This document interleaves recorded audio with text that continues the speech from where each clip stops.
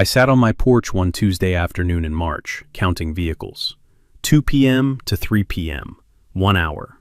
47 vehicles drove past my property on Thornton Road, my private road, the one my grandfather built in 1923, 1.2 miles of gravel from the highway to my estate. Quiet for decades, until 2012, when the developer building Riverside Heights subdivision started using it without permission. I'd told him no, in writing. He used it anyway. 12 years later, 340 homes were using my road, 600 vehicles per day. The road was deteriorating, potholes forming, dust clouds in summer. I was paying for all the maintenance. The HOA president, Vanessa Whitmore, offered me $5,000 for a permanent easement. $5,000 for 340 homes using my road 600 times daily. When I refused, she sent 4 security guards to cut my gate lock with bolt cutters. I called the sheriff. All 4 were arrested for trespassing. Vanessa sued me for $40 million, said the road was public, said I couldn't block community access. I've been a civil rights attorney for 38 years. I knew property law. By the time the judge ruled that my road was private property and awarded me $350,000 in damages, Vanessa had lost everything. But let me start from the beginning. Before we dive into, I'd love to know where you're listening from today. And don't forget to hit the like and subscribe buttons for more interesting stories just like this. I first noticed the traffic increase in March 2024. I'd lived on the Thornton estate for 19 years, inherited it from my grandparents in 2005. And for most of that time, Thornton Road had been quiet. My private road, the one my grandfather built in 1923, when he purchased these 80 acres and constructed the manor house. 1.2 miles from the main highway to my front gate, gravel and packed earth, lined with oak trees my grandmother planted in the 1950s. For decades, it had been just family traffic. Then, starting in 2012, the developer who built Riverside Heights, the luxury subdivision that now surrounded my property on 3 sides, started using the last half mile of my road as access to their development. I'd told them no, in writing, multiple times. They used it anyway, but back then, it was maybe 50 vehicles a day. Annoying, but not worth a legal fight while the HOA was still being built. Now, 12 years later, Riverside Heights was complete, 340 homes, and every single one of them was using my road. I sat on my front porch one Tuesday afternoon in early March, counting vehicles. In 1 hour, 2 p.m. to 3 p.m., I counted 47 vehicles driving past my property on Thornton Road. 47 vehicles in 1 hour. I did the math. If that rate held steady across morning and evening rush hours, plus midday traffic, I was looking at 600 plus vehicles per day using my private road. 600 vehicles. On a road built for one family's use. The road was deteriorating, potholes forming from the constant traffic, dust clouds in summer, mud ruts in spring, and I was paying for all the maintenance. I called my attorney, David Ross. I'd worked with him on property issues before. He specialized in land rights and easement law. David, I need to talk about Thornton Road. The HOA traffic is out of control. How bad? 600 vehicles a day. The road's falling apart, and I'm getting no compensation, no maintenance help, nothing. Did you ever grant them an easement? No, never. The developer asked in 2012. I refused in writing. They used the road anyway. So they've been trespassing for 12 years? Correct. David was quiet for a moment. Maggie, you know what this means. If they've been using it openly for 12 years, they might try to claim prescriptive easement. Colorado requires 18 years for prescriptive easement. They're only at 12. True, but they'll argue they're close enough, or that use started earlier than 2012. You need to act now before they hit that 18-year mark. What do you recommend? Post the road. Make it crystal clear it's private property. Send a formal cease and desist to the HOA. And if they don't stop using it, you have the right to gate it. Gate my own road? It's your property. You can control access however you want. I thanked David and hung up. The next day, I drove to a sign shop in town and ordered 6 large signs. Private road. No trespassing. Thornton property. Violators will be prosecuted. Heavy-duty metal signs. Professional. Unambiguous. I installed them along Thornton Road on March 15th, 2024. 2 at the highway entrance, 2 at the midpoint, 2 near my estate gate. Impossible to miss. For 3 days, nothing changed. The HOA traffic continued exactly as before. 600 vehicles a day, driving past my signs like they didn't exist. On March 18th, I sent a formal letter to the Riverside Heights HOA Board. Dear Riverside Heights HOA Board, Thornton Road is private property, owned entirely by Margaret Thornton. The road was constructed in 1923 and has been maintained by the Thornton family for 101 years. No easement, express or implied, has ever been granted to Riverside Heights HOA or its residents. Your residents are currently using Thornton Road without permission. This constitutes trespassing. I am formally demanding that all unauthorized use cease immediately. If HOA residents continue using Thornton Road after March 25, 2024, I will take legal action, including, but not limited to, gating the road and seeking damages for trespass. Respectfully, Margaret Thornton. I sent it certified mail to the HOA's registered address. On March 22nd, someone knocked on my door. I opened it to find a woman in her mid-40s standing on my porch. Blonde hair, expensive athleisure outfit, oversized sunglasses pushed up on her head. She had the confident posture of someone used to getting her way. Margaret Thornton? That's me. I'm Vanessa Whitmore, president of the Riverside Heights HOA. We need to talk about the road. I stepped aside. Come in. She walked into my foyer, a beautiful space with original 1920s woodwork and a chandelier my grandmother had imported from France, and looked around with barely concealed judgment. Interesting place, very historic. It's 101 years old. My grandfather built it. Right, about the road. Vanessa pulled a folder from her designer handbag. I received your letter. I have to say it was quite surprising. Thornton Road has been the main access route for Riverside Heights since the community was built. Our residents rely on it. Suddenly claiming it's private and threatening to block access is problematic. I stayed calm. Thornton Road has always been private. I've never claimed otherwise. Your developer knew it was private in 2012. I told him explicitly. That was 12 years ago, the previous developer. I'm dealing with current realities. The reality is that Thornton Road serves our community. 340 homes depend on it for access. Your homes have access via county roads. Thornton Road is a shortcut, not a necessity. Vanessa's expression hardened slightly. The county road route adds 12 miles. That's not reasonable. What's not reasonable is using someone else's private road without permission or compensation for 12 years. She opened her folder and pulled out a document. Mrs. Thornton, I'm prepared to offer you a formal easement agreement. The HOA will grant you $5,000 as a one-time payment in exchange for permanent access rights to Thornton Road. I almost laughed. $5,000? For permanent access for 340 homes using my road 600 times a day? It's a generous offer, considering the road already serves a public purpose. The road serves no public purpose. It's private property.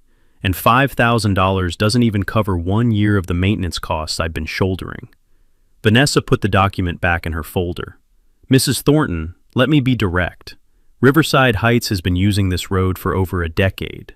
That establishes prescriptive easement. Legally, you can't block us now. I'd been a civil rights attorney for 38 years before I retired. I knew property law, and I knew Vanessa was bluffing. Colorado law requires 18 years of continuous, open, and hostile use to establish prescriptive easement. You're at 12 years. You're 6 years short. We can argue that use began earlier. It didn't. The development started in 2012. I have documentation. Fine. But hostile use means without permission. Our residents have been using the road openly, assuming it was available for community access. That's hostile. No, it's not. Hostile use means the owner objected, and the user continued anyway. Your developer asked my permission in 2012. I denied it in writing.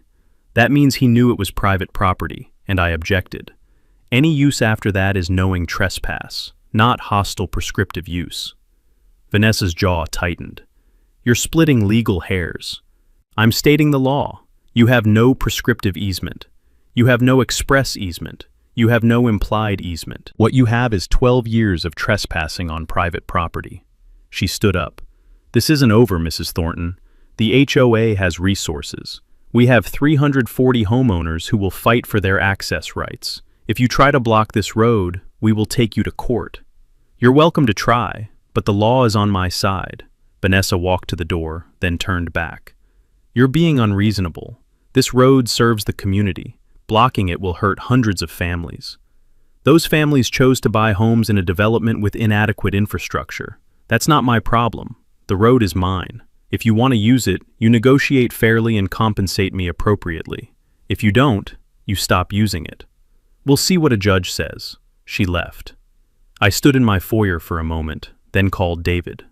Vanessa Whitmore just left my house, HOA president. She offered me $5,000 for a permanent easement and threatened to sue when I refused. $5,000 for 340 homes using your road daily? That was my reaction. She's posturing. She knows she doesn't have a legal case, so she's trying to bully you. What's my next step? Wait, see if she actually sues or if she backs down. In the meantime, keep documenting the traffic. Take photos, keep records. If this goes to court, we'll need evidence of the trespass and the damage to your property. For the next week, I monitored the road. The traffic didn't decrease. If anything, it increased. I started recognizing the same vehicles: morning commuters, afternoon school pickups, evening returns, all of them driving on my private road like they owned it. On March 29th, I received a letter from an attorney named Patricia Vance, representing Riverside Heights HOA. Dear Ms. Thornton, this office represents Riverside Heights HOA. We are writing regarding your recent threats to restrict access to Thornton Road. Our clients have utilized this road as the primary access route to their community for over 10 years, establishing clear prescriptive rights. Any attempt to block or restrict access will be met with immediate legal action. We strongly encourage you to reconsider your position and work cooperatively with the HOA to formalize an access agreement. Continued obstruction will result in litigation that will be costly and time-consuming for all parties. Sincerely, Patricia Vance, Esquire. I forwarded the letter to David. He called me 20 minutes later. They're bluffing. Everything in that letter is wrong. No prescriptive rights, no legal standing, just threats. So what do? You have two choices. You can respond through me, laying out why they're wrong, or you can take action and gate the road. If I gate it, what happens? They'll probably sue for access, but you'll win. The law is absolutely clear. It's your private road, no easement exists, and they have alternative access via county roads. You'd win, and they'd have to pay your legal fees. I thought about my grandfather building this road 101 years ago, about my grandmother planting oak trees along it, about 19 years of watching developers and HOAs slowly encroach on my property, asking for inches and taking miles. I'm gating it. When? This week. On April 3rd, 2024, I hired a contractor to install a gate at the point where Thornton Road crossed from the public right-of-way onto my private property. A solid steel gate, 12 feet wide, automated, controlled by keypad and remote, and a large sign. Private property, authorized access only. Trespassers will be prosecuted. The gate was installed in one day. That evening, as I locked it for the first time, I thought about Vanessa Whitmore's threat. We'll take you to court. Good, let them. Because I'd spent 38 years defending people's civil rights in court, and now I was defending my own property rights. Vanessa thought she could bully a 67-year-old woman into surrendering her private road. She was about to learn that this 67-year-old woman was a retired civil rights attorney who'd fought bigger battles than a HOA dispute. And I'd never lost a case I knew I was right about. Vanessa wanted a fight. She was going to get one. The gate went up on April 3rd, 2024. By April 4th, my phone was ringing non-stop. I didn't answer. I knew who was calling. Angry HOA residents who'd driven to the gate expecting their usual route and found it locked. I let the calls go to voicemail. The messages were predictable. Mrs. Thornton, this is ridiculous. I have to get to work. Open the gate. You can't just block a public road. This is illegal.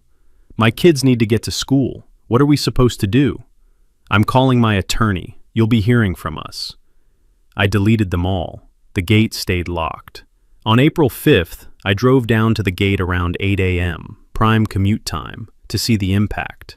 A line of vehicles was backed up on the county road at the intersection with Thornton Road. 15 cars, waiting, honking, drivers getting out to look at the gate. I watched from a distance as they realized the gate wasn't opening. One by one, they turned around and headed back toward the county road detour.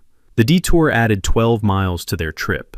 Instead of turning onto Thornton Road and driving 1.2 miles straight to Riverside Heights, they now had to continue south on the county road for 6 miles, turn east for 4 miles, then north for 2 miles to reach the back entrance of the subdivision. Inconvenient? Yes. Impossible? No. The HOA had alternative access. They just didn't want to use it. That afternoon, Vanessa called me directly. I answered. "Mrs. Thornton, what do you think you're doing?" "Protecting my property. You've locked the gate. Our residents can't access their homes." "Your residents can access their homes via the county road route. It's 12 miles longer, but it's perfectly functional." 12 miles. That adds 30 minutes to every trip. People have jobs, children, responsibilities. Then they should have thought about that before buying homes in a development with inadequate infrastructure. "You're being spiteful." "I'm exercising my property rights. This is my road. You're not paying for it. You're not maintaining it. You don't have an easement. You're trespassing. We've used this road for 12 years. Without permission, that's called trespassing." Vanessa's voice went cold. "You're going to regret this." "Is that a threat?" "It's a promise. The HOA board is meeting tonight. We will take action." She hung up. I sat on my porch, sipping tea, and waited to see what action looked like. The next morning, April 6th, I got my answer. At 7:30 a.m., I was in my kitchen making breakfast when I heard vehicles approaching on Thornton Road. I looked out the window and saw 2 white SUVs with Riverside Heights security emblazoned on the sides pulling up to my gate. 4 men got out, all wearing matching uniforms, black polo shirts with courtesy officer patches, tactical pants, utility belts with radios and flashlights, private security guards, the HOA's courtesy officers. I watched as they approached the gate, examined the lock, and started talking on their radios. Then one of them pulled out bolt cutters. I grabbed my phone and walked outside. By the time I reached the gate, about 200 yards from my house, 2 of the officers were trying to cut through the chain securing the gate lock. "Excuse me," I called out. "What do you think you're doing?" The lead officer, a man in his 40s with a shaved head and an overly authoritative posture, turned to face me. "Ma'am, we're Riverside Heights courtesy officers. We've been authorized by the HOA board to open this gate and restore community access. This is private property. You're trespassing. Leave immediately." "Ma'am, the HOA board has determined that this gate constitutes an illegal obstruction of community access. We have authority to remove the obstruction." I stayed calm. "You have no authority here. This property is not part of Riverside Heights HOA. This road is private. The gate is lawful. You are trespassing." The second officer stepped forward. He was younger, early 30s, trying to look intimidating. "Ma'am, we're not leaving until the gate is open. The HOA board has given us clear instructions. Open the gate now, or we'll open it ourselves." "The HOA board has no jurisdiction over my property. I am not a member of your HOA. This road was built in 1923, 50 years before your HOA existed. You have no legal right to be here." The lead officer crossed his arms. "Ma'am, we have residents who need to access their homes. This road is the primary access route for 340 families. Blocking it is unreasonable and possibly illegal. Those families have alternative access via county roads. This road is my private property. I've blocked it because your HOA has been trespassing for 12 years without permission or compensation. We're not debating this with you. Open the gate or we'll remove it." I pulled out my phone. "I'm calling the sheriff. You are trespassing on private property and threatening to damage my property. If you don't leave immediately, you will be arrested." The third officer, older, maybe 50, spoke up. "Ma'am, we're courtesy officers. We have legal authority to enforce HOA rules.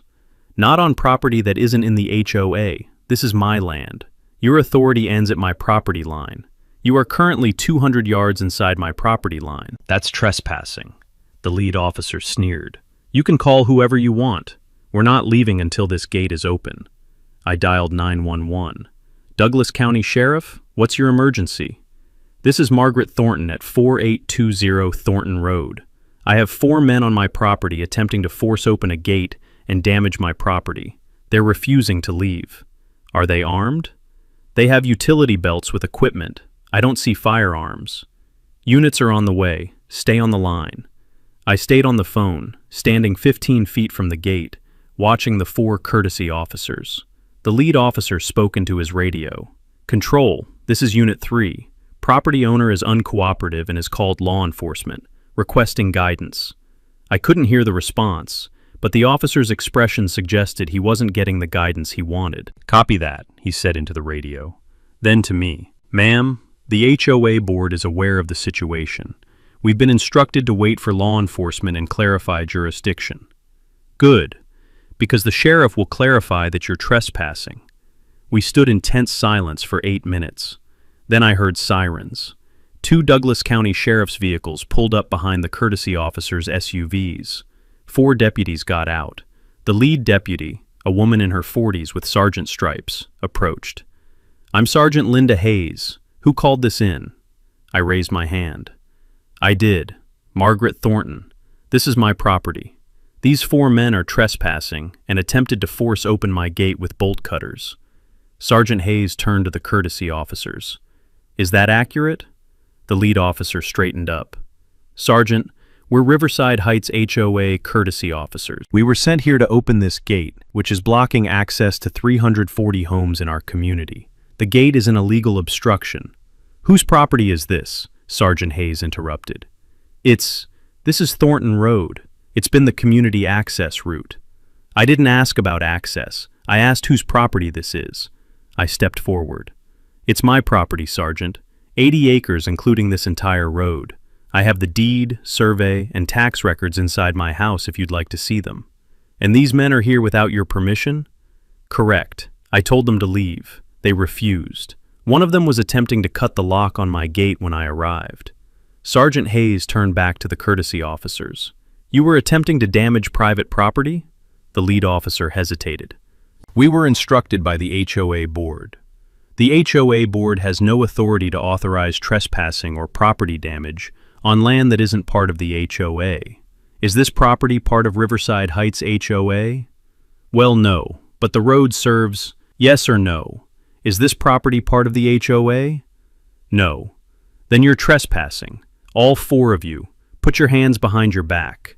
The lead officer's eyes went wide. Sergeant, we're courtesy officers. We have legal authority. You have no authority here. You're trespassing on private property. You refused to leave when asked, and you attempted to damage private property. You're under arrest. The 4 courtesy officers were handcuffed within 2 minutes. As they were being loaded into the sheriff's vehicles, the lead officer looked at me with pure fury. This isn't over. The HOA will fight this. I looked at Sergeant Hayes. I want to press full charges. Trespassing, attempted property damage, and refusing to leave when ordered. Understood. We'll need you to come to the station and give a full statement. I'll be there this afternoon. The sheriff's vehicles drove away with the 4 courtesy officers in custody. I stood at my gate, looking at the bolt cutters they'd left on the ground. They'd tried to force my gate open, on the orders of the HOA board. This wasn't just trespassing anymore. This was coordinated, aggressive action to violate my property rights. Vanessa had escalated, and she'd just made a massive mistake. I called David Ross. David, the HOA just sent 4 security guards to force open my gate. They tried to cut the lock. Sheriff arrested all 4 for trespassing and attempted property damage. There was a long pause. Maggie, they sent people to physically force open your gate? Yes. They called themselves courtesy officers. Said they had authority from the HOA board. That's criminal. The HOA board authorized criminal trespass and property damage. You can sue them personally, not just the HOA. I want more than a lawsuit. I want this HOA to understand that they cannot bully me into surrendering my property rights. What are my options? Keep the gate locked. Press full criminal charges against the 4 guards, and potentially against Vanessa and the board members who authorized this. File a civil suit for harassment, trespassing, and attempted property damage. And prepare for them to sue you, because they will. Let them sue. I have 18 years of legal experience, and every property document proving this road is mine. Then we'll be ready. I drove to the sheriff's station that afternoon and filed a full report. Sergeant Hayes took my statement and confirmed the 4 courtesy officers were being charged with criminal trespass and attempted criminal mischief. "Do you know who sent them?" she asked. "The HOA board, specifically the president, Vanessa Whitmore. We'll be contacting her. If she authorized this, she could face charges for conspiracy to commit criminal trespass." Good. That evening, I sat on my porch and watched the sunset over my 80 acres. The gate was locked. 4 HOA security guards were in custody, and 340 homes were taking a 12-mile detour. Vanessa Whitmore thought she could intimidate me. She was wrong. The cease and desist letter arrived on April 10th, 2024. I was sitting on my porch reading when the courier delivered it. Certified mail, signature required, marked, urgent legal notice. I signed for it, opened the envelope, and read, "Cease and desist demand to Margaret Thornton, from Patricia Vance, attorney at law, on behalf of Riverside Heights HOA RE, illegal obstruction of community access road. Ms. Thornton, this office represents Riverside Heights Homeowners Association.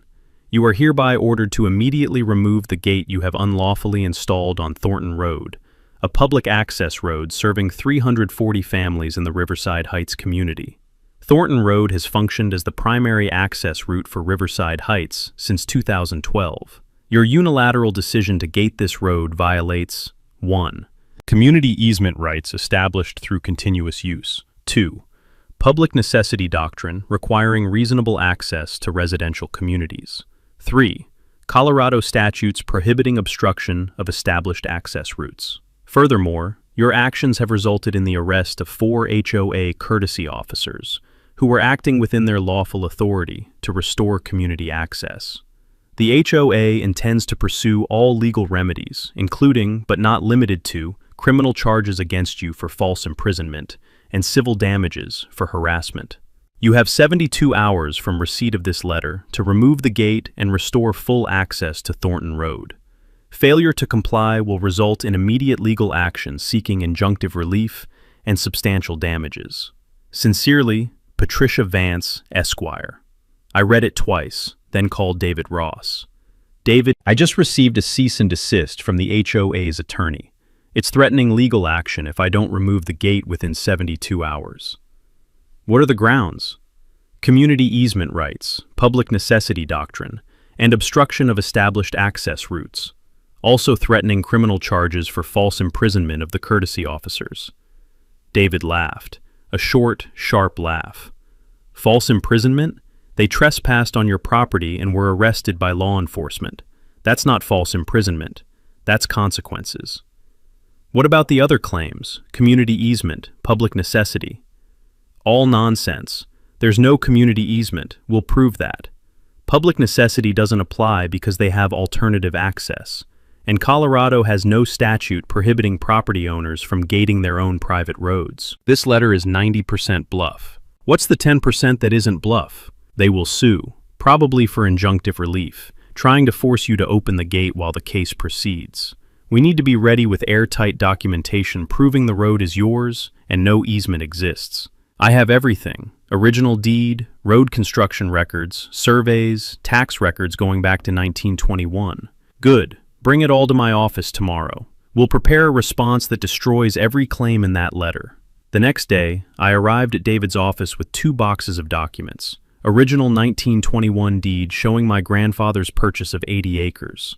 1923 construction records for Thornton Road, including engineering plans and contractor invoices showing my grandfather paid for the entire project.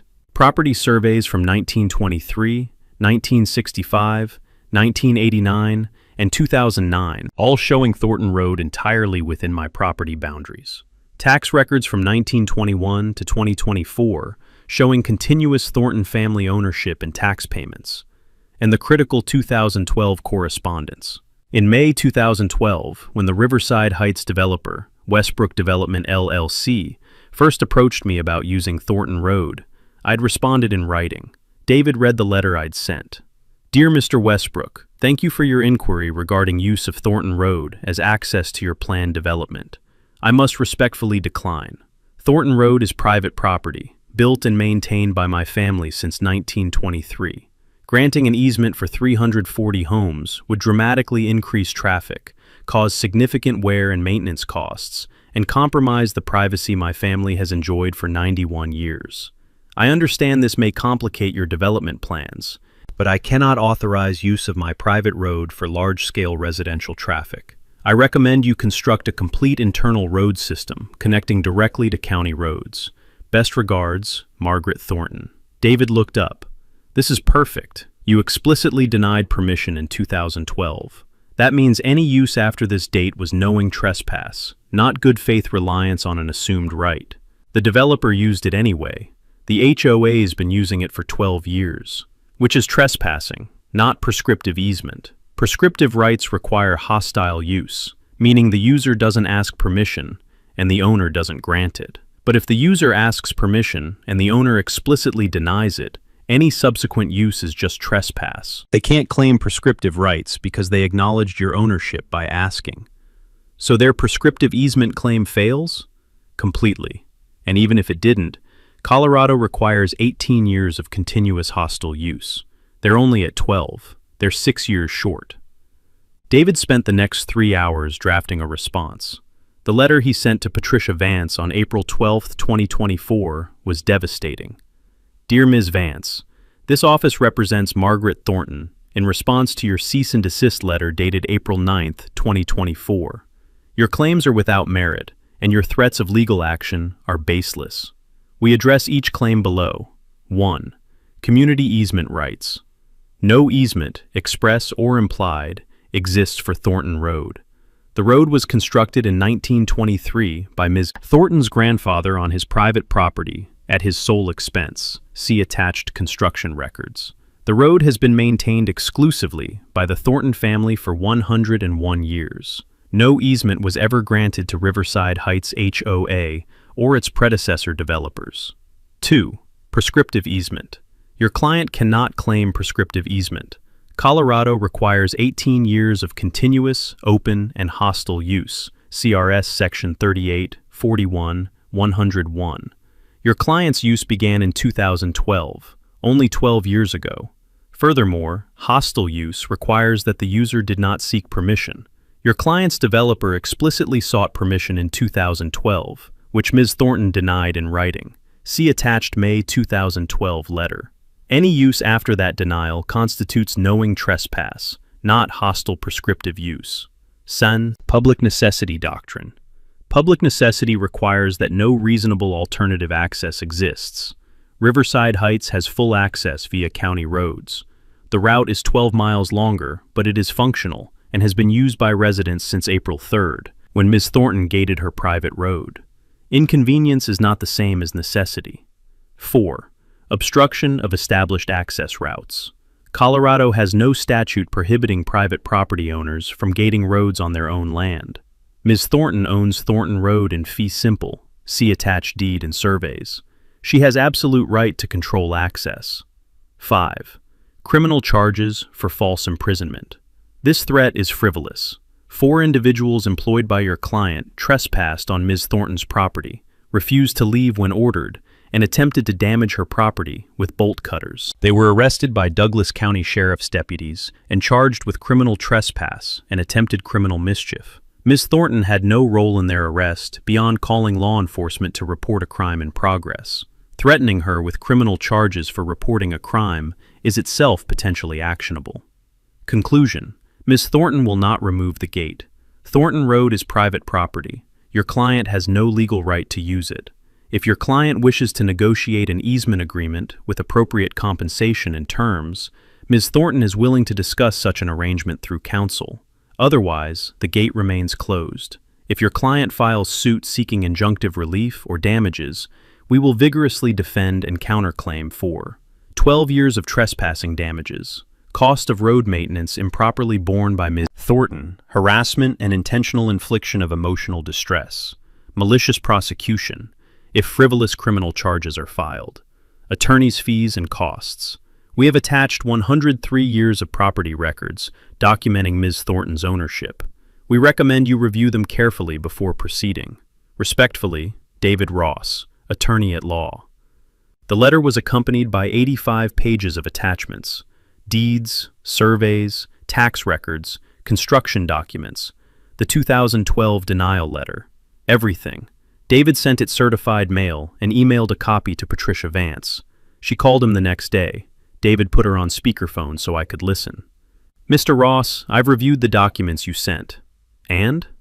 Your client's ownership of the road is well documented. It's not well documented. It's absolute. She owns every inch of that road, has since 1923. I understand. But Mr. Ross, my client has 340 families who have been using that road for 12 years. They've built their lives around that access. Cutting it off causes enormous hardship. Hardship doesn't create legal rights, Ms. Vance. Your client trespassed for 12 years. Now they're facing the consequences. What would it take for Ms. Thornton to consider reopening the road? David looked at me. I nodded. Ms. Thornton is willing to discuss a formal easement agreement, but it would require fair compensation, reflecting 12 years of past use, ongoing annual fees, a maintenance agreement requiring the HOA to repair and maintain the road, and liability insurance protecting Ms. Thornton from any accidents or incidents on the road. What kind of compensation are we talking about? Given that 340 homes have been using the road, generating approximately 600 vehicle trips per day, with maintenance costs averaging $8,000 annually, plus wear and tear, plus loss of privacy and exclusive use, we'd be starting negotiations at $250,000 for past damages, plus $15,000 annually going forward. There was a long pause. Mr. Ross, the HOA doesn't have that kind of money in reserves. Then your client should consider special assessments, or they can continue using the county road detour. Those are the options. The county road adds 30 minutes to every trip. Property values are already dropping because of the access issue. Homeowners are furious. Ms. Vance, your client created this problem by building a development dependent on someone else's private road without securing an easement. That was poor planning by the developer and poor oversight by the HOA. Ms. Thornton is not obligated to solve your client's infrastructure problems for free. Another pause. I'll discuss this with the HOA board, but Mr. Ross, they're very angry. The board president, Vanessa Whitmore, she's not going to accept this quietly. Mrs. Whitmore sent 4 men to cut open Mrs. Thornton's gate. Those men are facing criminal charges. If Ms. Whitmore wants to escalate further, she's welcome to try. But she should know that every escalation will be documented, and Ms. Thornton will seek full legal remedies. Patricia Vance hung up. David turned to me. She knows they don't have a case. She's trying to find a way to get the board to negotiate. But Vanessa won't negotiate. Probably not, which means they'll sue. How long until they file? Could be days, could be weeks, but they'll file. Vanessa sounds like someone who can't admit she's wrong. He was right. On April 18, 2024, 6 days later, I was served with a lawsuit. Riverside Heights Homeowners Association versus Margaret Thornton. Complaint for injunctive relief and declaratory judgment. The HOA was suing me to force the gate open, and they were asking the court to declare that they had a legal right to use Thornton Road. David called me when he received his copy of the complaint. Maggie, they filed. They're seeking an emergency injunction to force you to open the gate while the case proceeds. Hearing is scheduled for May 2nd. Can they win the injunction? Not if the judge reviews the evidence. But we need to be prepared. This is going to be a fight. I looked out at my property, at the oak trees lining Thornton Road, at the manor house my grandfather built 101 years ago. Vanessa Whitmore thought she could take my road through litigation. She was about to learn that I'd spent 38 years in courtrooms, and I'd never lost a case where the law was on my side. This wouldn't be the first. The emergency injunction hearing was scheduled for May 2nd, 2024, at 9 a.m. in Douglas County District Court. David and I arrived at 8:30 a.m. He carried 2 large binders of evidence, deeds, surveys, correspondence, photographs, tax records, everything we needed to prove that Thornton Road was my private property, and the HOA had no legal right to use it. We sat at the defendant's table and waited. At 8:45 a.m., Patricia Vance arrived with Vanessa Whitmore and 3 HOA board members. Vanessa was dressed in an expensive navy suit, her expression confident. She glanced at me once with barely concealed contempt. I stayed calm. I'd been in hundreds of courtrooms over my 38-year career. This was just another hearing. Judge Catherine Brennan took the bench at 9 a.m. sharp. Good morning. This is the matter of Riverside Heights Homeowners Association versus Margaret Thornton. We're here on the plaintiff's motion for a preliminary injunction requiring the defendant to remove a gate blocking access to Thornton Road. Ms. Vance, you may proceed. Patricia Vance stood. Thank you, Your Honor. The plaintiff, Riverside Heights HOA, represents 340 families who have relied on Thornton Road as their primary access route for 12 years. On April 3rd, the defendant unilaterally installed a gate blocking this access, forcing residents to take a 12-mile detour that adds 30 minutes to every trip. This has caused severe hardship, parents struggling to get children to school, workers arriving late to jobs, emergency vehicles delayed in reaching homes. She pulled up a slide showing a map of the area. As you can see, Thornton Road provides direct access from the highway to Riverside Heights. The alternative route requires residents to travel 12 additional miles on narrow county roads. This is not reasonable. The defendant's gate constitutes an unlawful obstruction of access that serves an entire community. Judge Brennan looked at the map. Ms. Vance, does an alternative route exist? Technically, yes, but it's completely impractical. 12 miles longer, poorly maintained roads. It effectively cuts off 340 families from reasonable access to their homes. But it is functional. Residents can reach their homes via the alternative route? Patricia hesitated. Yes, but at significant inconvenience. I understand. Continue. Patricia clicked to the next slide, a timeline showing HOA use of the road since 2012. Your Honor, Riverside Heights residents have used Thornton Road continuously and openly for 12 years. This establishes prescriptive easement under Colorado law. The defendant cannot suddenly revoke access that has been relied upon by hundreds of families for over a decade. She paused for effect. We're requesting a preliminary injunction requiring the defendant to remove the gate immediately while this case proceeds. Without it, 340 families will continue suffering daily hardship. The balance of equities strongly favors the plaintiff. Thank you, Ms. Vance. Mr. Ross? David stood, carrying one of the binders. Your Honor, this case is straightforward. Margaret Thornton owns Thornton Road. She has owned it since inheriting the property in 2005. Before that, her family owned it for 84 years. The road was built by her grandfather in 1923 at his sole expense on his private property. He opened the binder and handed copies to the judge and opposing counsel. This is the original 1921 deed showing purchase of 80 acres. This is the 1923 construction record showing that Ms. Thornton's grandfather paid $4,800 to build the road, a substantial sum at the time.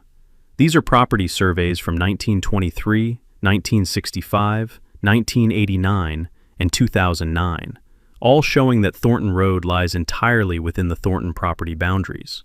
And these are tax records from 1921 to 2024, showing continuous Thornton family ownership and payment of property taxes. Judge Brennan reviewed the documents. Mr. Ross, does the HOA dispute that the road is on Miss Thornton's property? They cannot dispute it, Your Honor. The evidence is overwhelming. Then what is the basis for their claim to access? They're claiming two theories. First, easement by necessity, arguing that they need access via Thornton Road because the alternative is too inconvenient. Second, prescriptive easement, arguing that 12 years of use creates a right. And your response? Both theories fail. Easement by necessity requires that no alternative access exists. Colorado law is clear on this point. Inconvenience is not the same as necessity. Riverside Heights has full access via county roads. The route is longer, but it's functional. Emergency vehicles can reach every home. Residents can get to work, school, and everywhere else. They just have to drive 12 extra miles. That doesn't meet the standard for necessity. David pulled out a county road map and handed it to the judge. This shows the alternative route. It's paved county roads in good condition. Yes, it's longer, but it's not impossible or even dangerous. It's just inconvenient. Judge Brennan studied the map. Ms. Vance, Mr. Ross is correct that easement by necessity requires lack of any alternative access, not merely inconvenient access. How do you respond? Patricia stood. Your Honor, while a route technically exists, the added time and distance constitute a de facto denial of reasonable access. 30 minutes added to every trip is not trivial. But it's not impossibility, Judge Brennan interrupted. The standard for easement by necessity is high. It requires that the property be landlocked, with no access whatsoever. That's not the case here. Patricia sat down, looking frustrated. Mr. Ross, what about the prescriptive easement claim? David smiled slightly. That claim fails for 2 reasons, Your Honor.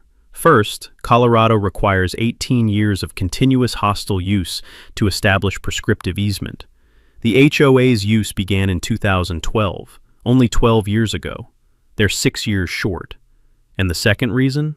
Hostile use means the owner objected and the user ignored the objection, thereby adversely possessing the right of access. But in May 2012, the developer who built Riverside Heights, Westbrook Development LLC, explicitly asked Ms. Thornton for permission to use the road. David handed the judge a copy of the 2012 correspondence. This is Ms. Thornton's response. She clearly and unambiguously denied permission. She told the developer that Thornton Road was private and she would not authorize its use for large-scale residential traffic. Judge Brennan read the letter. Ms. Thornton explicitly denied permission in 2012? Yes, Your Honor, which means any use after that date was knowing trespass, not hostile prescriptive use. You cannot claim adverse possession or prescriptive rights when you've asked for permission and been denied. That demonstrates you knew the property wasn't yours, and you were using it without right. Patricia stood quickly. Your Honor, the developer asked permission, but the HOA residents used the road in good faith, believing it was available for community access.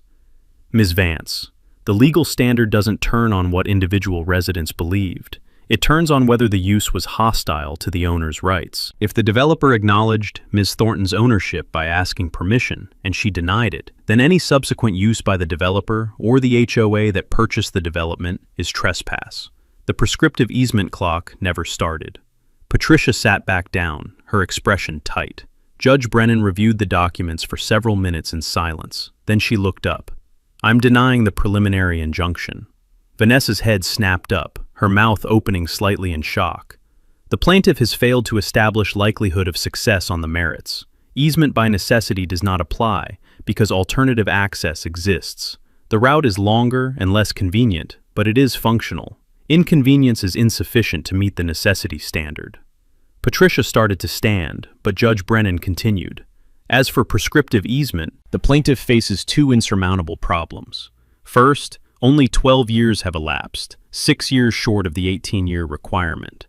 Second, and more importantly, the developer asked Ms. Thornton for permission in 2012, and she denied it. That defeats any claim of hostile use. The use was not adverse, it was knowing trespass. She closed the file. Ms. Thornton owns the road. She has the right to control access to her private property. The plaintiff's residents may find the alternative route inconvenient, but that does not create a legal right to use someone else's private road. Preliminary injunction denied. The gate may remain in place pending resolution of the underlying case. Patricia stood. Your Honor, may we request an expedited trial date? The hardship to 340 families. Ms. Vance, I've just ruled that your client has alternative access. There is no emergency. The case will proceed on the normal docket. Trial is set for September 16th. Anything else? David stood. Your Honor, I'd like to file a counterclaim on behalf of Ms. Thornton for 12 years of trespassing damages, cost of road maintenance, harassment, and intentional infliction of emotional distress related to the April 6th incident where HOA security guards attempted to force open Ms. Thornton's gate. File within 30 days. Thank you, Your Honor. Judge Brennan banged the gavel. We're adjourned. I walked out of the courtroom with David. Behind us, I could hear Vanessa's voice rising. This is insane. We can't wait until September. Our residents are furious. Patricia's voice, quieter. Vanessa, the judge ruled. We lost the injunction. The gate stays closed until trial. Then we settle, offer her whatever she wants. She wants $250,000, plus annual fees. That's extortion. It's her property. She can charge whatever she wants. We left the courthouse and stood in the parking lot. David looked at me. You won the injunction hearing. The gate stays closed, but Vanessa's not going to give up. She'll fight this all the way to trial. Then we'll beat her at trial too. The HOA is going to rack up massive legal fees. This could cost them $100,000 or more by the time we're done. Plus your counterclaim for damages. They're looking at $300,000 to $400,000 in total costs if they lose at trial. That's their problem. They should have negotiated when they had the chance. Over the next 4 months, the case moved slowly through discovery. Patricia Vance sent interrogatories and document requests. We responded with thousands of pages of evidence, every property document, every maintenance record, every piece of correspondence with the developer and HOA. We deposed Vanessa in July. She was hostile and defensive, insisting that the HOA had every right to use the road and that I was being unreasonably obstinate. David asked her directly, "Ms. Whitmore, do you have any evidence, any document, any agreement, any record, showing that Ms. Thornton ever granted permission for the HOA to use Thornton Road? We've been using it for 12 years. That's our evidence." "That's evidence of trespassing, not permission. Do you have evidence of permission?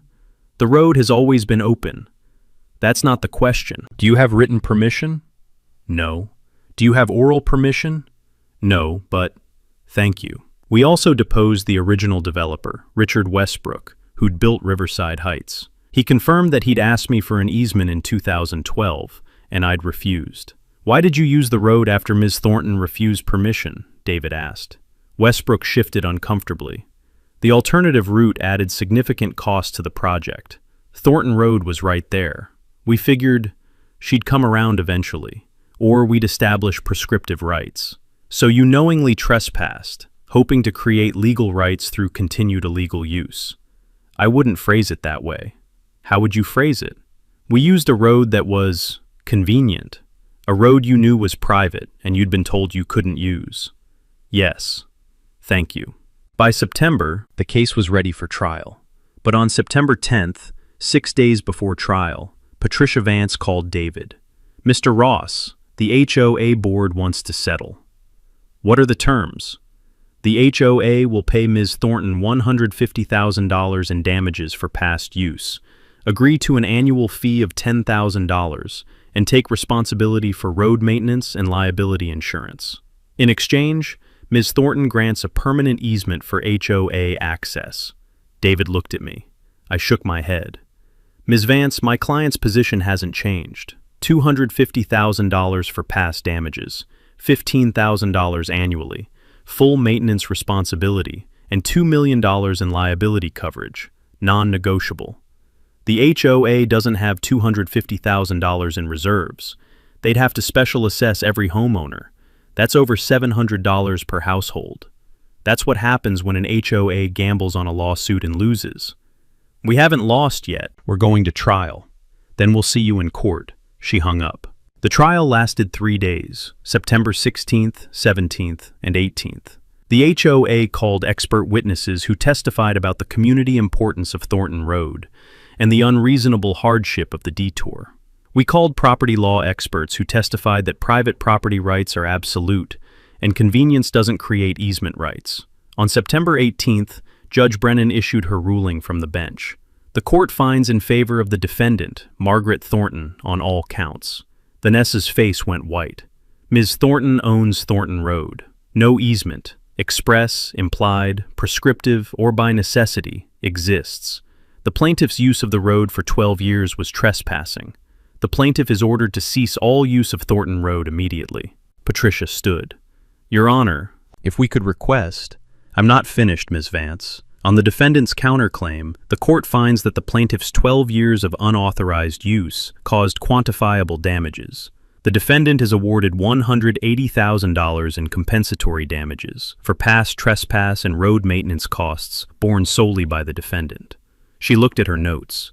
Additionally, the court finds that the April 6th incident, where the plaintiff sent security personnel to force open the defendant's gate, constitutes harassment and intentional infliction of emotional distress.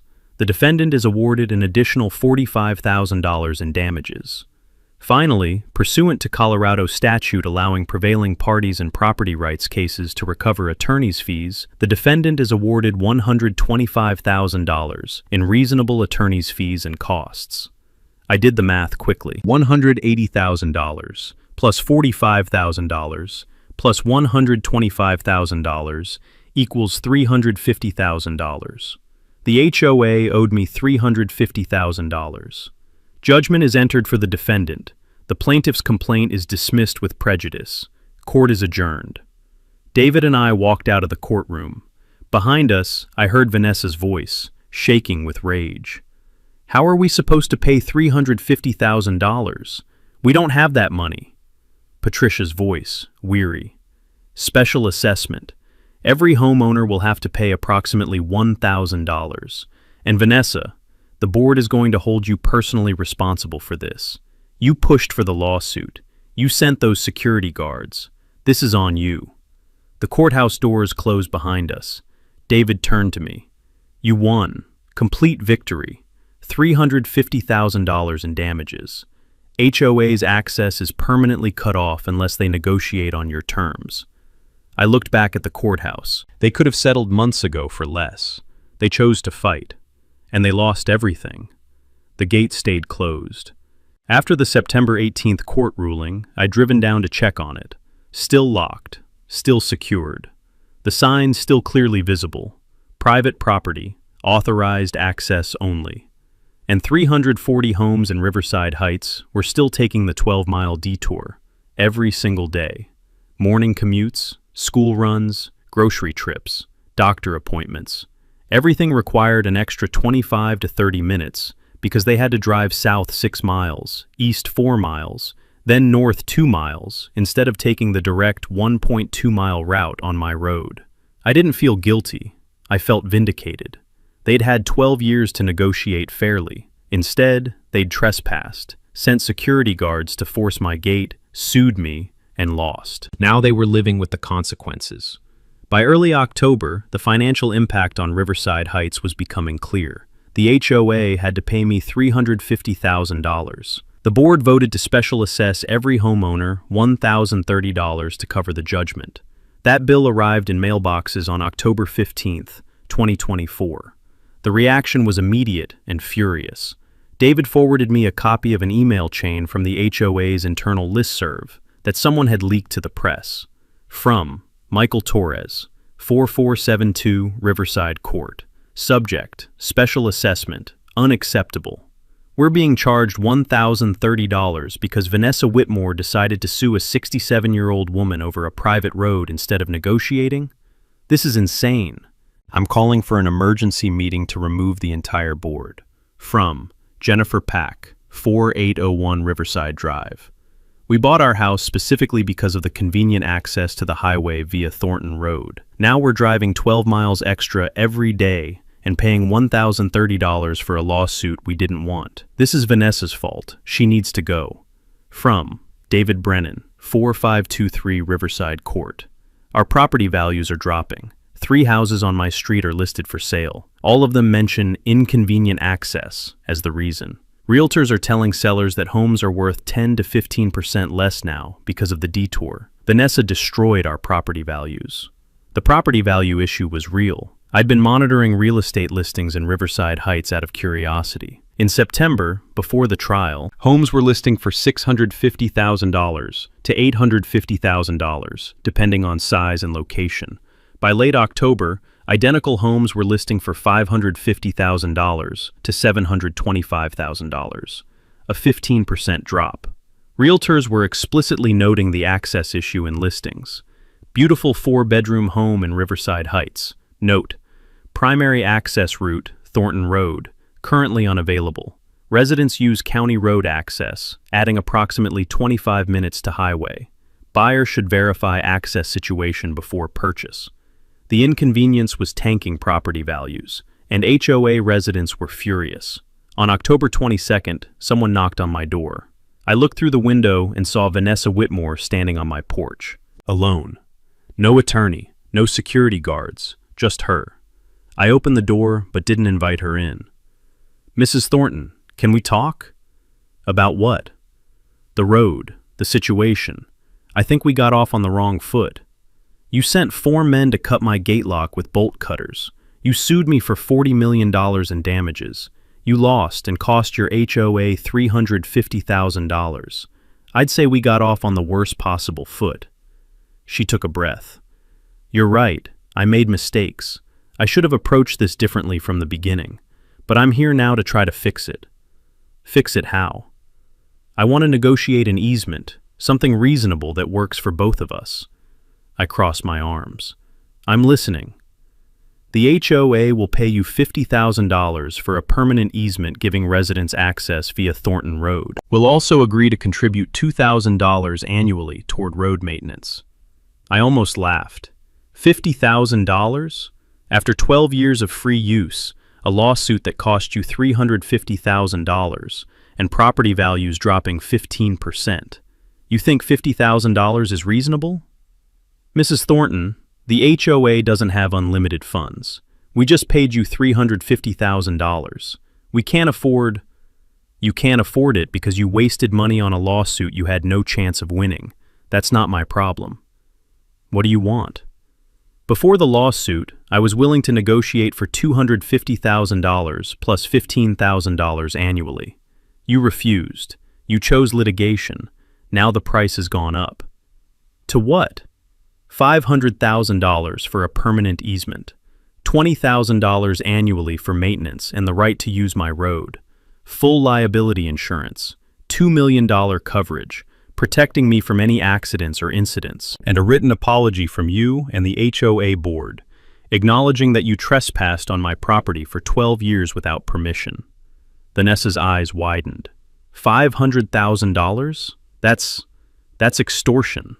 "No, it's the cost of disrespecting property rights. You had the opportunity to negotiate fairly. You chose to fight. You lost. Now you pay the premium." "The HOA will never agree to that. We'd have to special assess homeowners another $1,500 each. They're already furious about the first assessment. Then they can continue using the detour. Property values are dropping. People are threatening to sell. This is destroying our community." I kept my voice calm. "Your community was built on the assumption that you could use my private road without permission or compensation. That was always a bad assumption. Now you're facing reality." Vanessa's face flushed red. "You're enjoying this. You're punishing 340 families because you're vindictive. I'm protecting my property rights, the same property rights you ignored for 12 years. We used the road. For 12 years. You never stopped us. I told your developer in 2012 not to use it. He ignored me. I posted signs in March. You ignored them. I gated my road in April. You sent security guards to force it open. I've been trying to stop you from day one. You chose to ignore me. Because you were being unreasonable. I was being a property owner. You were being a trespasser. Now you want me to give you access for a fraction of what it's worth because your residents are upset? That's not how this works." Vanessa took a step closer, her voice dropping. "Mrs. Thornton, I'm trying to be reasonable. I'm here, negotiating in good faith. You're here because your residents are furious and your property values are dropping. This isn't good faith. This is desperation.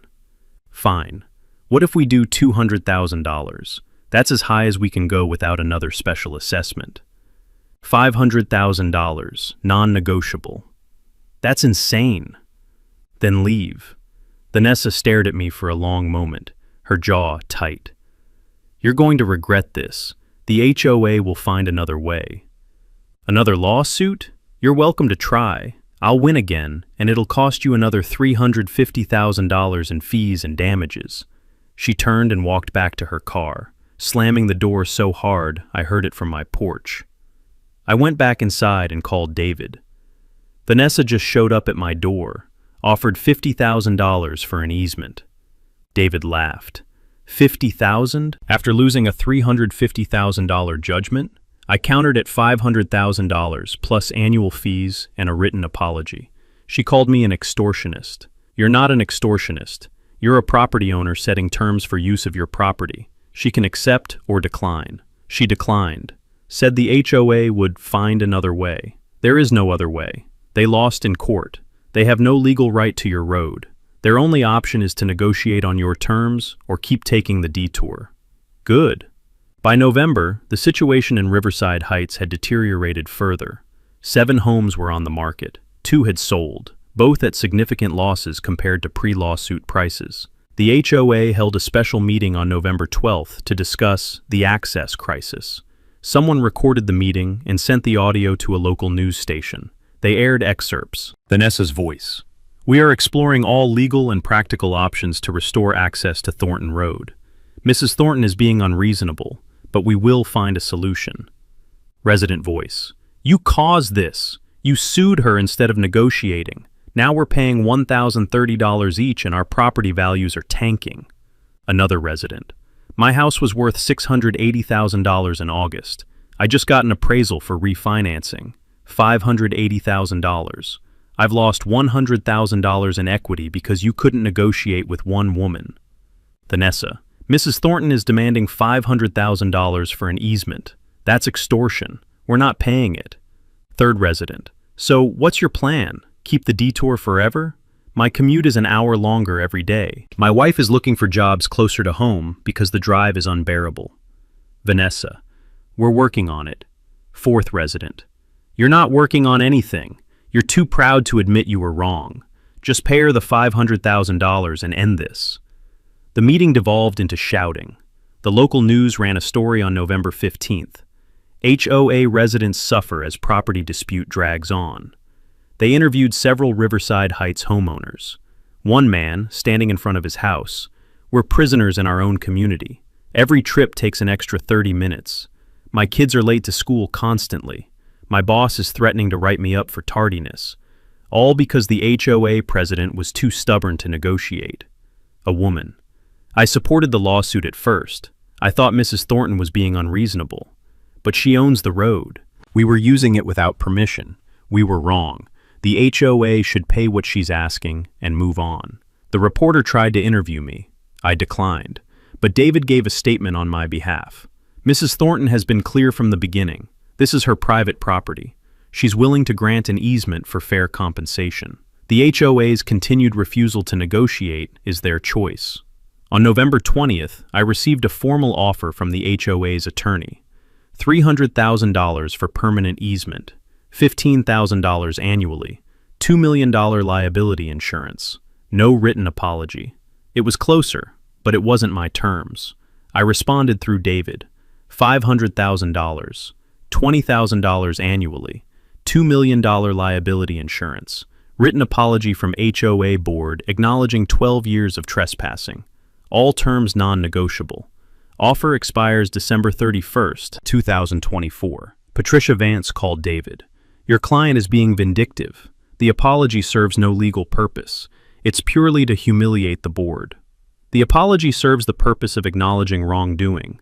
The HOA trespassed for 12 years. A written acknowledgement is appropriate. Vanessa will never agree to it. Then the gate stays closed. December came. The detour continued. Property values continued dropping, and Vanessa Whitmore's position as HOA president became increasingly precarious. On December 10th, a petition began circulating among Riverside Heights residents, calling for a special recall election to remove Vanessa and the entire HOA board. It needed signatures from 30% of homeowners, 102 signatures. By December 15th, it had 187 signatures. The recall election was scheduled for January 15th, 2025. Vanessa's reign as HOA president was coming to an end, and my gate remained closed. The recall election took place on January 15th, 2025. I didn't attend. I wasn't an HOA member and had no interest in their internal politics, but David kept me updated. The vote wasn't close. Vanessa Whitmore, recalled by 89% vote, 303 votes to remove, 37 votes to retain. The entire HOA board was removed in the same election. New board members were elected the same night. The new HOA president was Thomas Brennan, a retired engineer who'd lived in Riverside Heights for 8 years. He'd been one of the most vocal critics of Vanessa's handling of the road dispute. On January 17th, 2 days after the election, Thomas called me. "Mrs. Thornton, this is Thomas Brennan. I'm the new president of the Riverside Heights HOA. I'd like to meet with you if you're willing. What do you want to discuss?" "The road, an easement agreement, and an apology." That got my attention. "An apology?" "Yes, ma'am. On behalf of the HOA, I want to apologize for 12 years of trespassing on your property. You told us in 2012 not to use the road. We ignored you. That was wrong. The previous board compounded that wrong by sending security guards to your gate and suing you. That was inexcusable. I'm here to make it right. I'm listening. Can I come to your home tomorrow morning? I'd like to discuss terms in person." I agreed. Thomas arrived at 10 a.m. on January 18th. He was in his late 60s, gray hair, dressed casually in jeans and a flannel shirt. He carried a folder and a box. I invited him onto my porch. We sat in the 2 rocking chairs my grandmother had bought in 1952. "Mrs. Thornton, thank you for seeing me." He opened the folder. "I've reviewed everything. The lawsuit, the court documents, your property records, the correspondence from 2012. You were right about everything. The HOA was wrong. Vanessa was wrong. And I'm here to negotiate an agreement that respects your property rights." "What are you proposing?" $250,000 for a permanent easement granting HOA residents access via Thornton Road. Annual payment of $12,000 for road maintenance and the privilege of using your property. $2 million in liability insurance protecting you from any accidents or incidents on the road. And a formal written apology from the HOA board acknowledging that we trespassed on your property for 12 years without permission or right. He handed me a document. It was a draft easement agreement, professional, detailed, fair, and attached to it was a 1-page letter on HOA letterhead. "Dear Mrs. Thornton, on behalf of the Riverside Heights Homeowners Association, we offer our sincere apology for 12 years of unauthorized use of your private property. In 2012, you explicitly informed our developer that Thornton Road was private, and you would not permit its use for residential traffic. We ignored your wishes and used the road anyway. That was trespassing. In 2024, the previous HOA board escalated the situation by sending security personnel to force open your gate and filing a lawsuit claiming rights we did not have. Both actions were wrong. You have been patient, clear, and legally correct throughout this dispute. We failed to respect your property rights. We are sorry. We hope to move forward with a fair agreement that compensates you appropriately and recognizes that Thornton Road is your private property, generously shared with our community under mutually agreed terms. Respectfully, Thomas Brennan, HOA President, Riverside Heights, HOA Board of Directors." I read it twice. It was exactly what I'd asked for. Acknowledgement, apology, respect. "Mr. Brennan, this is a fair offer, but my position was $500,000, not $250,000. Thomas nodded. "I understand. And frankly, if Vanessa were still president, I'd tell you to hold firm at $500,000, because she deserved to pay the premium. But Mrs. Thornton, our residents are suffering. They've already paid $1,030 each to cover the judgment against us. Property values have dropped 15%. 7 families have sold at losses and moved away. The 12-mile detour is destroying quality of life." He leaned forward. "I'm not asking you to accept less because we deserve a discount. I'm asking because our residents, most of whom had nothing to do with Vanessa's decisions, are being punished for mistakes they didn't make. If you can accept $250,000, we can pass this agreement without another special assessment. If you hold at $500,000, we'll have to charge residents another $735 each. Some families can't afford that. They'll be forced to sell. I considered this. I'd never wanted to hurt the residents. I'd wanted to protect my property rights and force the HOA to respect them. The new board was offering respect, acknowledgement, fair compensation, and an apology. "Mr. Brennan, what happened to Vanessa?" His expression darkened. "She resigned the day after the recall vote. She and her husband listed their house for sale on January 20th. They're moving to Arizona, but that's not the end of her problems. What do you mean? 17 homeowners have filed personal lawsuits against her for mismanagement, breach of fiduciary duty, and wasting HOA resources on an unwinnable lawsuit. They're seeking damages for the property value losses and the special assessments. Her attorney thinks she's facing $200,000 to $300,000 in personal liability. Will she pay it? She'll have to. Her homeowner's insurance won't cover it. Board decisions made in bad faith aren't covered. She's on the hook personally. I heard she and her husband are selling their Riverside Heights house at a $90,000 loss, just to get out fast and start over somewhere else. I thought about Vanessa standing on my porch, offering $50,000 and calling me an extortionist. She'd lost everything, her position, her reputation, her home, and now she faced personal lawsuits that would cost her hundreds of thousands of dollars, all because she'd refused to respect property rights. Mr. Brennan, I'll accept your offer. $250,000, $12,000 annually, $2 million liability insurance, and the written apology. On one condition. What's that? The road maintenance is entirely the HOA's responsibility. I've maintained it for 101 years. I'm done. You repave, patch potholes, clear snow, trim trees, all of it. If the road deteriorates under HOA use, you fix it at your expense. Agreed. We'll add that to the contract. Then we have a deal. Thomas smiled, the first genuine smile I'd seen from anyone connected to the HOA in 9 months. Thank you, Mrs. Thornton. I'll have our attorney draft the final agreement. We can close in 2 weeks. He stood, then reached for the box he'd brought. I almost forgot. This is for you, from the residents. A thank you for being willing to work with the new board. He handed me the box. Inside was a beautiful hand-carved wooden sign. Oak, professionally made. Engraved text read, Thornton Road, private property, a stand at 1923, shared with Riverside Heights community by agreement. We thought this might be a better sign than no trespassing, Thomas said. It acknowledges the history and the agreement. I ran my fingers over the carved letters. It was beautiful. Thank you, Mr. Brennan. This is thoughtful. It's the least we can do. The agreement was finalized on February 3rd, 2025. The HOA paid me $250,000 in a lump sum. The easement agreement was recorded with Douglas County. The gate at the entrance to my property was removed, and the new sign was installed in its place. On February 5th, Thornton Road reopened to HOA residents. I sat on my porch that morning and watched the first vehicles drive past. Parents taking kids to school, commuters heading to work, all of them using the direct route again. No more 12-mile detour. A few drivers slowed as they passed my house. Some waved. One woman stopped and rolled down her window.